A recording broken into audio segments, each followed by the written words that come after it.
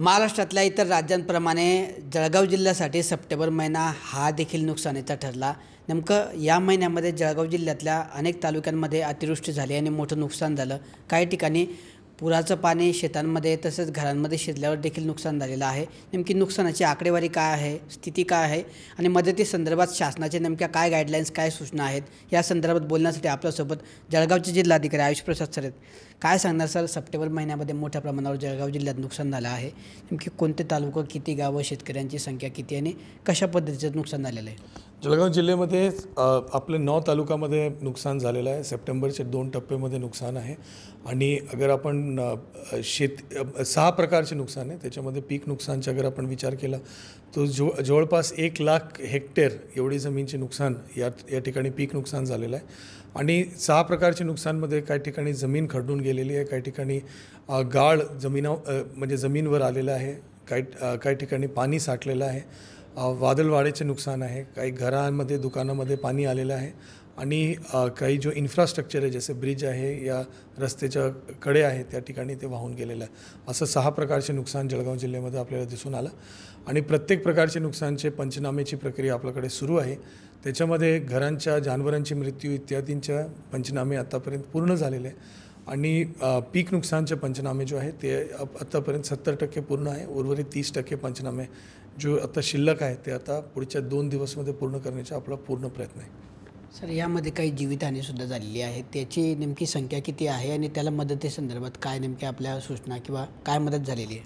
5 लोकांची मृत्यू या पूर्ण पावसामध्ये दुर्दैवाने झालेली आहे आणि प्रत्येकांना त्यांच्या पोस्टमॉर्टम करून त्यांच्या परिवाराला आपण मदत 4-4 लाख रुपयाची मदत आतापर्यंत पोहोचवलेली आहे आणि जो अति तातडीची मदत आहे त्याच्या पण वाटपाचं काम म्हणजे प्रत्येक तालुक्यामध्ये सुरू आहे। सर, पंचनाम्यांची प्रक्रिया पूर्ण जवळपास 70% झाली आहे, मात्र शेतकऱ्यांना अजूनही मदतीसंदर्भातले बरेचसे प्रश्न आहेत।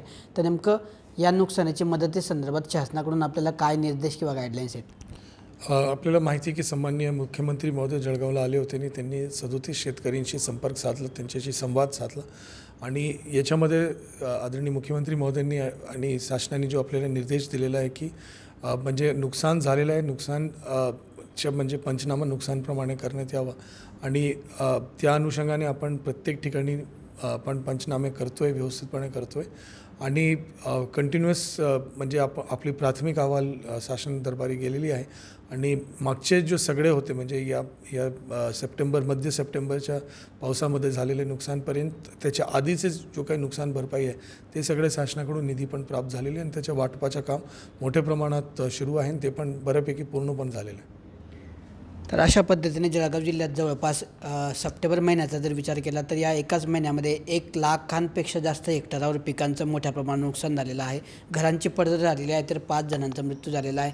अशा पद्धतीने हा सप्टेंबर महिना जो आहे जळगाव जिल्ह्यातल्या शेतकऱ्यांसाठी असेल किंवा नागरिकांसाठी जो आहे मोठ्या नुकसानीचा ठरला आणि या संदर्भातल्या शासनाचे जे निर्देश आहे त्यानुसार जवळपास पंचनाम्यांची प्रक्रिया जी आहे पूर्ण झालेली आहे आणि यापूर्वी झालेल्या नुकसानाची मदत देखील वितरित करण्याचं काम आता शेतकऱ्यांना सुरू असल्याची माहिती आपल्याला जिल्हाधिकारी आयुष प्रसाद यांनी दिली आहे। किशोर पाटील, TV9 मराठी, जळगाव।